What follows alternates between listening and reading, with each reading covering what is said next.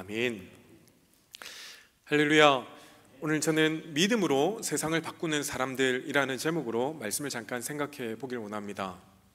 여러분은 인생이란 긴 시간을 살아오면서 한 가지 깨달은 것이 있다면 여러분 무엇입니까? 여러분 이 자리에 계신 분들은 저보다 오래 사셨는데 인생을 오래 사시면서 깨달은 한 가지를 대라고 하면 여러분 뭐라고 이야기를 할 수 있겠습니까? 제가 짧은 인생을 살았지만 제가 한 가지 깨달은 것이 있다면 인생은 참 단순하지 않고 복잡하다라는 것과 또 인생은 내 마음대로 되는 게 별로 없더라는 겁니다. 열심히 계획하고 준비하고 뭔가 일을 진행하면 계획대로 될 것 같은데 내 마음대로 내 뜻대로 되는 것들이 별로 없더라는 겁니다.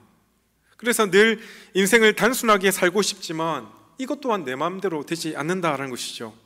분명 주위에 많은 사람들이 인생은 단순하게 살아야 돼, 단순한 게 최고야 라고 이야기를 하는데 우리의 막상 인생은 그렇지 않더라라는 것이죠. 그래서 주변에 보면 고민이 많은 사람, 또 작은 일에 많은 생각을 하고 걱정이 많은 사람, 그냥 좀 넘어가도 될 것 같은 일에 많은 상상의 나래를 펼치다 보니까 어떤 일이든 쉽게 결정하지 못해서 늘 고민과 걱정, 그래서 인생을 참 피곤하게 산다라는 이야기를 들을 때도 있다라는 것이죠. 그러나 실제로 여러분의 삶의 목표가, 인생의 목표가 잘 사는 것이라고 목표를 삼는 순간 그때부터 인생은 복잡해지고 많은 다양한 일을 만나게 될 것입니다. 왜 그렇습니까? 잘 살기 위해서라면 늘 자신의 이익을 따져봐야 되고 또 계산도 해봐야 되고 생각도 해봐야 되고 여기저기 비교도 해봐야 됩니다. 또한 다른 사람의 의견도 잘 들어봐야 됩니다. 그 모든 것들을 다 종합해서 내 인생을 잘 살기 위해서 설계하려고 하다 보니까 참 인생이 단순하지 않고 복잡하다라는 겁니다. 그리고 그러한 선택이 오늘 한 번으로 끝나는 것이 아니라 전생에 걸쳐서 계속 연결되어지다 보니까 마치 우리 인생은 4차, 5차 방정식을 푸는 것 같이 너무나도 어렵고 복잡하더라라는 겁니다.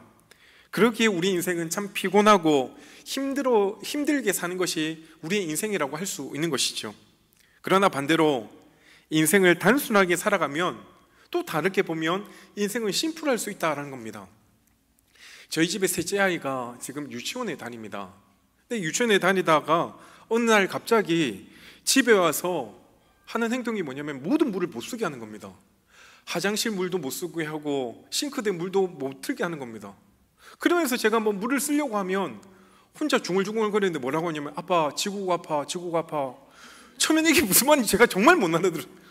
지구가 아파 하는 이야기인데 이게 왜 이런 이야기를 하는가를 제가 물어봤더니 학교에서 이 캘리포니아가 물 부족이 심각하다고 해서 물을 절약해야 된다는 그런 이야기를 선생님께 배운 거예요. 그 순간부터 이 아이 머릿속에는 물을 아껴 써야 돼, 물 쓰면 안 돼, 이런 생각을 하면서 저희 따라다니면서 화장실에 물 쓰려고 하면 물을 쓰면 안 돼, 지구가 아파 그 이야기를 하는 겁니다. 지금도 사실 제가 물 쓸 때는요 눈치 보고 있습니다. 저희 집에 제가 물을 잘 못 씁니다. 지구가 아프답니다 자꾸만. 이렇듯 물 절약에 대해서 단순하게 생각하니까 삶이 굉장히 단순하더라라는 겁니다. 이처럼 우리도 자신이 붙들고 있는 그 가치관 하나를 붙들고 살면 우리 인생이 심플할 수 있다는 것이죠. 그 가치관에 따라 생각하고 또 판단하고 행동하면 되기 때문입니다. 그런 신념을 가지고 있으면 삶과 죽음의 그 갈림길 속에서도 결코 흔들리지 않을 수 있다는 이야기죠. 특별히 다시 말해 죽음까지도 뛰어넘을 수 있는 그 가치관을 가지고 있다면 어느 순간에도 우리는 담대하게 믿음의 길들을 걸어갈 수 있다는 겁니다. 여러분, 어떻게 보면 그렇게 죽음보다 더 귀하고 고귀한 가치관을 가지고 살 수 있다는 그 자체가 어떤 면에서 축복 아닐까요? 여러분, 그렇다면 여러분은 나의 죽음보다 더 귀하고 가치 있다라는 것에 여러분 목숨을 걸 각오가 되어 있습니까? 아니 쉽게 이야기해서 목에 칼이 들어와도 절대로 변하지 않을 수 있는 그런 믿음을 여러분 소유했다라고 말할 수 있겠습니까? 간절히 바라기는 우리 모두가 그런 확실한 믿음을 가지고 이 믿음의 길들을 걸어갈 수 있게 되어지기를 간절히 바랍니다. 2차 세계대전 당시에 온몸으로 히틀러와 나치 정권을 대항했던 한 목사님이 계십니다. 그는 독일 사람이면서 나치 체제가 본격적으로 드러나기 전부터 반나치 운동을 열심히 펼쳤던 인물이었습니다.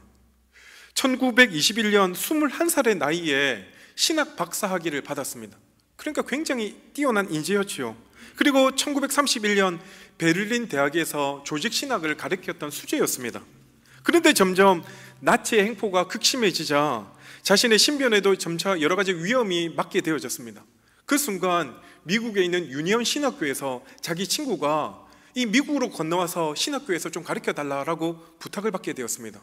그러자 이분이 미국으로 건너가서 그 유니온 신학교에서 학생들을 가르치기 시작했다는 겁니다. 그런데 늘 학생들을 가르치면서 그 마음 가운데 자기 나라에 있는 그 독일의 기독교인들이 늘 마음에 걸렸다는 것이죠. 그러면서 만약 독일에 살고 있는 성도들과 함께 이 시대의 시련과 아픔을 함께 나누지 못한다고 하면 나중에 전쟁 이후에 독일에서 기독교인들이 사회 재건을 하게 되어질 때 과연 나도 그 일에 함께 참여할 수 있을까를 생각해 볼 때 결코 그렇지 못하다는 생각이 들었다는 겁니다. 그 순간 미국에서의 모든 삶을 청산하고 다시금 독일로 넘어가게 되었습니다. 그리고 반나치 운동과 히틀러 암살 계획을 모의했다는 이유만으로 1943년 4월 5일에 체포되어서 베를린의 한 감옥에 수용되고 말았다는 겁니다. 어쩌면 이 목사님은 충분히 미국에서 평안한 삶을 보장받을 수 있었고 전쟁과 상관없이 지낼 수 있었음에도 불구하고 그는 자신의 독일 교회를 사랑하는 마음, 특별히 하나님을 향한 믿음들이 흔들리지 않았기에 기꺼이 그 힘든 길을 선택하게 되었다는 겁니다. 그 목사님의 이름이 무엇입니까? 바로 본헤퍼 목사님이십니다. 그는 수감 중에 1945년 4월 9일 바이에른의 한 수용소에서 결국은 장렬하게 처형당하고 말았다는 겁니다. 여러분이라면 이런 선택을 과연 할 수 있을까요? 이 본헤퍼 목사님이 죽기 직전 감옥에서 자신의 약혼녀에게 마지막으로 썼던 시를 우리가 한 번씩 부르는 찬양 가운데 하나 있습니다. 뭐냐면 선한 능력으로라는 찬양입니다. 이 찬양의 가사가 이렇습니다. 주 선한 능력으로 안으시네, 그 크신 팔로 날 붙드시네, 절망 속에서도 흔들리지 않고 사랑하는 주 얼굴 구하리, 선한 능력으로 일어서리, 주만 의지하리 믿음으로, 우리 고대한에 주 오실 그날 영광의 사날을 맞이하리. 이전의 괴로움 날 애워싸고 고난의 길을 걷는다 해도 주님께 모두 맡긴 우리 영혼 끝내 승리의 날을 맞으리. 선한 능력으로 일어서리, 주만 의지하리 믿음으로, 우리 고대한에 주 오실 그날 영광의 새날을 맞이하리. 그분은 이 고백을 마지막으로 정말 하나님 앞에 부르심을 받게 되었다는 겁니다. 제가 이 찬양의 고백을 들으면서 우리나라에도 동일한 시인이 한 분 떠올랐습니다. 혹시 여러분 아십니까? 윤동주 시인의 서시를 기억하십니까? 우리가 학창 시절에 학교에 늘 국어 교과서에 실려있던 시인데요, 시가 이렇습니다. 죽는 날까지 하늘을 우러러 한 점 부끄러움 없기를, 잎새이는 바람에도 나는 괴로워했네. 별들을 노래하는 마음으로 모든 죽어가는 것들을 사랑해야지. 그리고 나에게 주어진 길을 걸어가야겠다.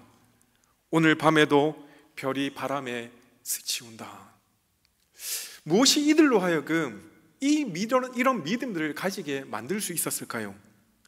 오늘 본문에 등장하는 사드락과 메삭과 아벳느고도 그들 앞에 놓인 어려움 속에서 자신들이 가지고 있었던 그 믿음의 가치관을 온전히 따르며 행동으로 나아갔다는 겁니다. 그들의 삶도 어찌 보면 단순했습니다. 오직 하나님의 말씀에 따라 담대히 순종하며 나아가리라, 이 고백 가지고 앞으로 나갔다는 겁니다. 만약 하나님의 말씀에 순종하는 그 길이 죽음의 길이라고 할지라도 그들은 결코 그 길에서 흔들리지 않겠다라는 믿음의 결단들을 그들이 하였다는 것이죠.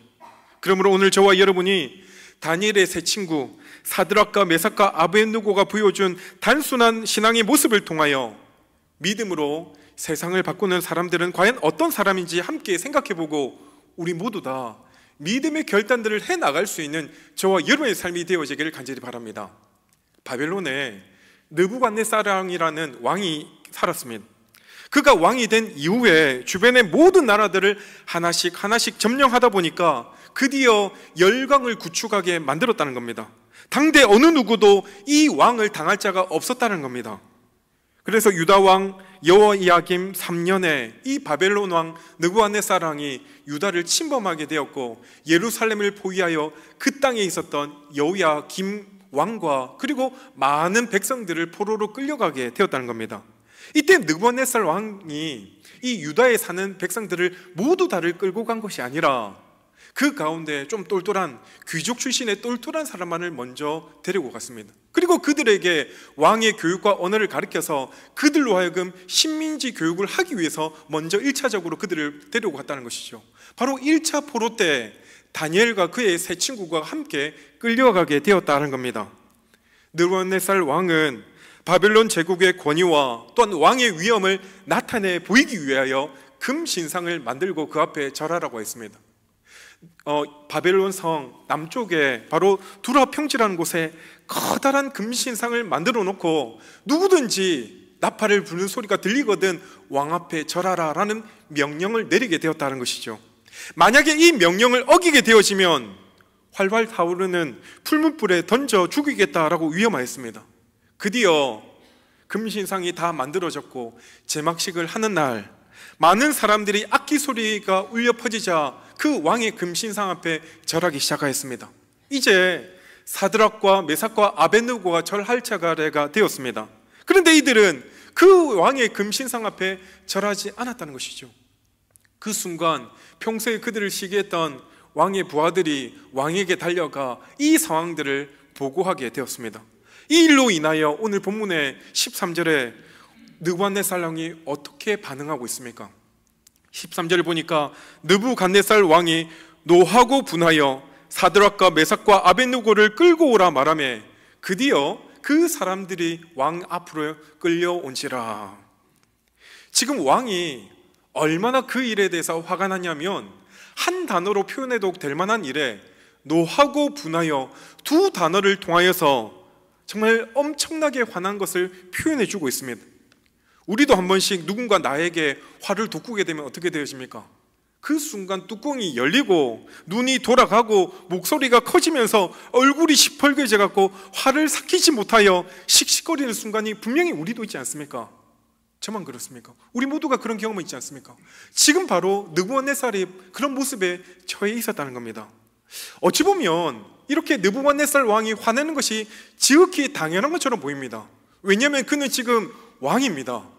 그런데 그 명령에 대해서 일개 포로로 끌려왔던 백성들이, 포로로 끌려왔던 그 사람들이 그 명령을 거부했기 때문입니다. 그러기에 화내는 것이 어찌 보면 당연하다는 것이죠. 마치 이것은 자신의 권위와 자신의 위엄을 완전히 무시하는 처사라고 여겨질 수밖에 없다는 겁니다. 자신의 자존심이 완전히 무너진 것 같아서 그들을 능지처참하고 싶은 심정이 가득했다라고 볼 수 있습니다. 그래서 그 세 사람을 왕의 앞으로 끌고 오라라고 명령하였습니다. 이렇게 분노에 가득하여 치를 떨고 있는 상황 속에서 이 다니엘의 세 친구들이 해야 될 모습이 과연 무엇이었을까요? 여러분 같으면 그렇게 왕 앞에 끌려가면 어떻게 했을까요? 지금 그들은 왕의 한마디면 어쩌면 죽을 수밖에 없는 처지에 놓여 있다 해도 과언은 아닐 겁니다. 그러나 어차피 이들은 이렇게 왕의 명령에 거부했기 때문에 죽을 수밖에 없는 처지에 놓여 있었다는 것이죠.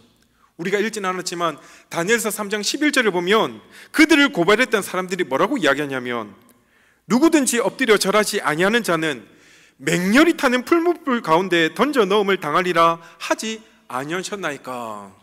이미 왕 앞에 이런 이야기를 통해서 분명히 저들은 죽을 수밖에 없음을 분명히 말하고 있는 것입니다. 왕의 금신상 앞에 절하지 않으면 누구든지 예외 없이 무조건 죽을 수밖에 없음을 분명히 말해주고 있다는 것이죠. 그러기에 이들의 운명은 죽을 처지에 놓여 있다라고 해도 과언은 아닐 겁니다. 그렇다면 그 앞에 우리는 어떤 생각을 하겠습니까? 어떤 마음을 들겠습니까? 적어도 그들은 무슨 배짱으로 이렇게 했는가라고 생각해 보지 않겠습니까? 아니, 어쩌면 까짓것 눈 한번 질끈 감고 왕 앞에 절 한번 하면, 그리고 넘어가면 얼마나 좋겠습니까? 우리도 살다 보면 얼마나 많은 순간에 더 소중하고 가치 있는 일을 하기 위하여 이런 작은 시험들은, 이런 작은 일들에 대해서는 죄와 타협하는 순간들이 얼마나 많았습니까?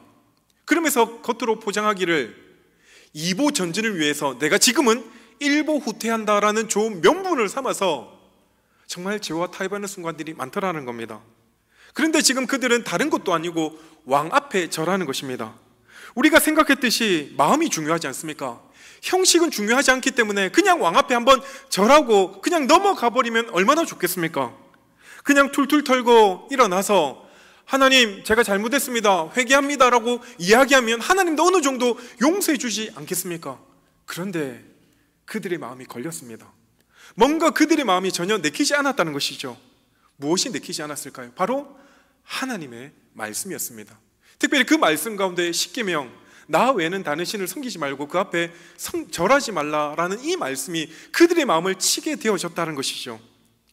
만약에 이때 느부갓네살 왕이 너무나도 화가 나서 당장 그들을 풀무불 가운데 죽었다라면, 만약에 죽였다라고 하면 그들의 마음속에 무슨 생각을 가지고 있었는지, 어떤 가치관을 가지고 이런 일을 행했는지 우리는 알 수 없었을 겁니다.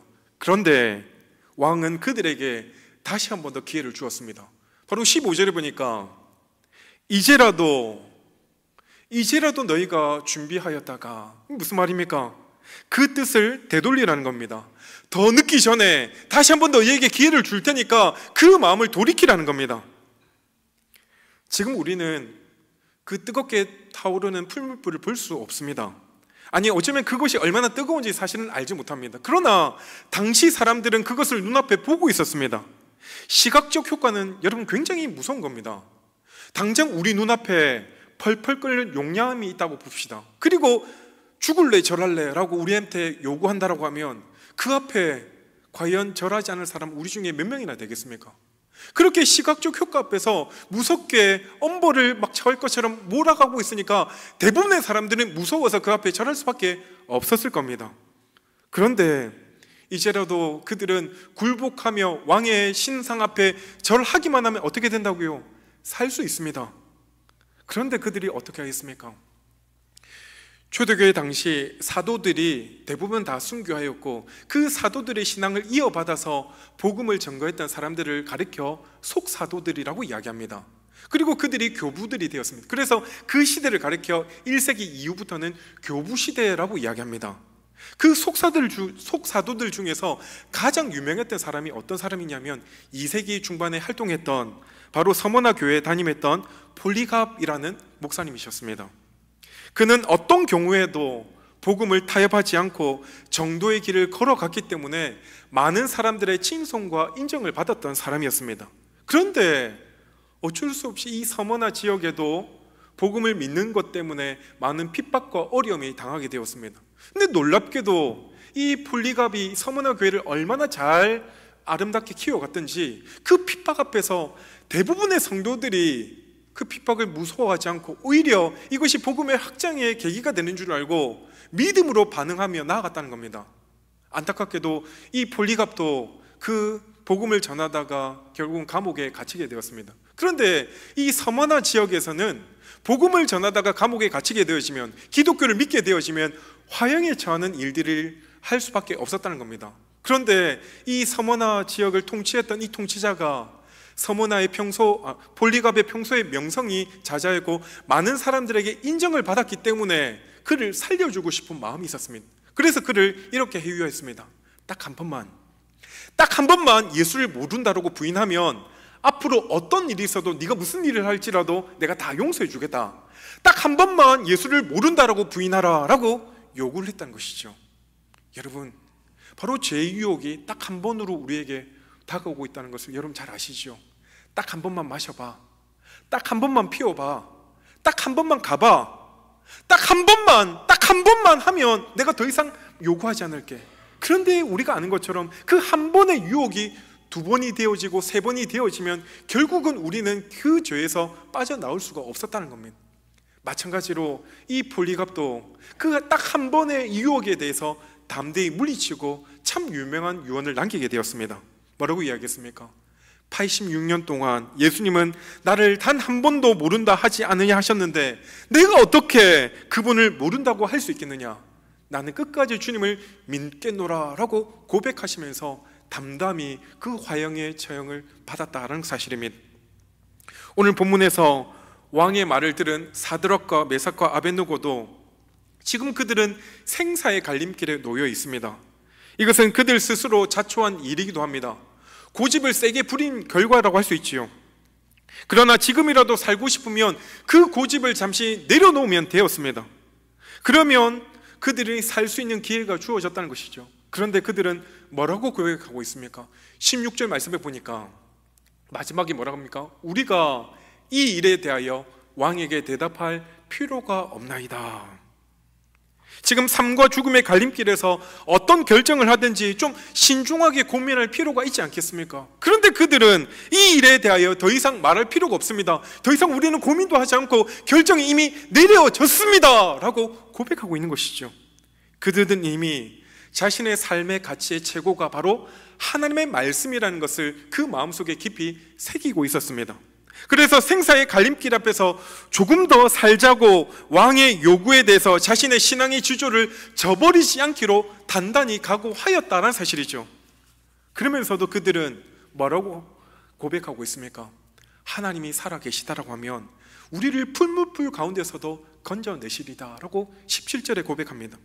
만약 우리 하나님이 살아계시다라고 한다면 우리를 풀무불 가운데서도 능히 건져주실 것이라는 믿음의 아름다운 고백을 올려드렸다는 겁니다. 지금 그곳에 많은 사람들이 모여 있었습니다. 왕 말고도 많은 사람들이 그 모습을 지켜보았다는 겁니다. 그런데 오직 세 사람, 사드락과 메삭과 아벳느고는 그 상황 속에서 전혀 다른 고백을 하고 있는 것이죠. 하나님이 우리를 살려주실 것입니다. 하나님이 우리를 지키고 보호해 주실 것입니다 라는 고백을 했던 것이죠. 그런데 그 다음에 더 멋진 고백을 하나님 앞에 올려드리고 있습니다. 바로 18절에 보니까 그렇게 하지 아니하실지라도 왕이여 우리가 왕의 신들을 섬기지도 아니하고 왕이 세우신 금 신상에게 절하지도 아니할 줄을 아옵소서. 만약 하나님께서 자신들을 구원해 주시지 않는다라고 할지라도 우리가 지금 먹었던 이 마음은 변치 않겠다는 겁니다. 그들은 주저하지 않았습니다. 고민하지도 않았습니다. 살기 위하여 구체한 방법을 강구하지도 않았습니다. 지금 자신들에게 이익이 무엇인지도 챙기지 않았다는 것이죠. 그저 하나님의 말씀에 따라 그 말씀대로 순종하며 나아갔다는 겁니다. 사랑하는 성도 여러분, 이처럼 우리 삶에 하나님의 말씀이 기준이 되어지면 우리의 삶은 굉장히 단순해질 줄 믿습니다. 더 이상 복잡하지 않습니다. 고민할 것이 없어집니다. 그 삶에 거칠 것이 없어진다는 것이죠.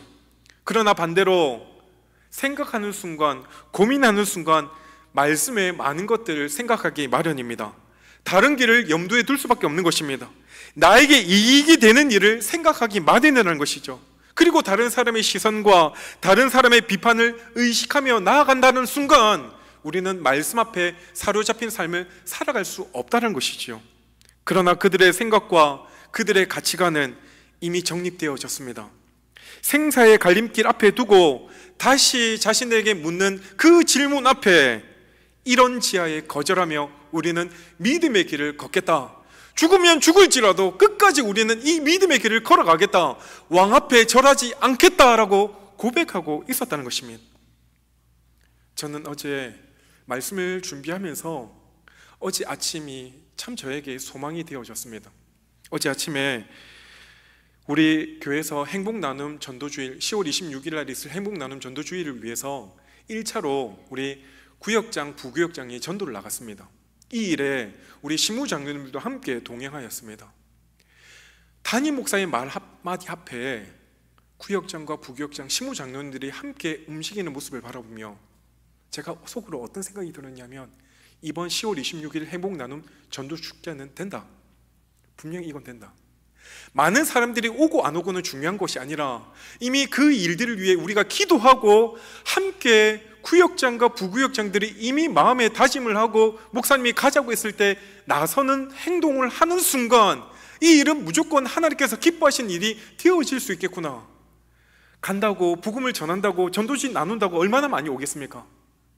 그게 중요한 것이 아니라 이미 그들의 마음 가운데 목사님과 함께 단순하게 말할 때, 움직여야 나아갈 때 우리 교회의 소망을 바라보게 되어졌다는 겁니다. 그러기에 사랑하는 성도 여러분, 우리가 믿음으로 나아가면요, 단순하게 믿음으로 믿고 나아가면 하나님께서 그 모든 일들을 책임져 주심을 여러분 믿으시길 간절히 바랍니다. 말씀을 마무리합니다. 결국 사드락과 메삭과 아벳느고는 결박당한 채 맹렬히 타는 풀물 가운데 던져지고 말았습니다.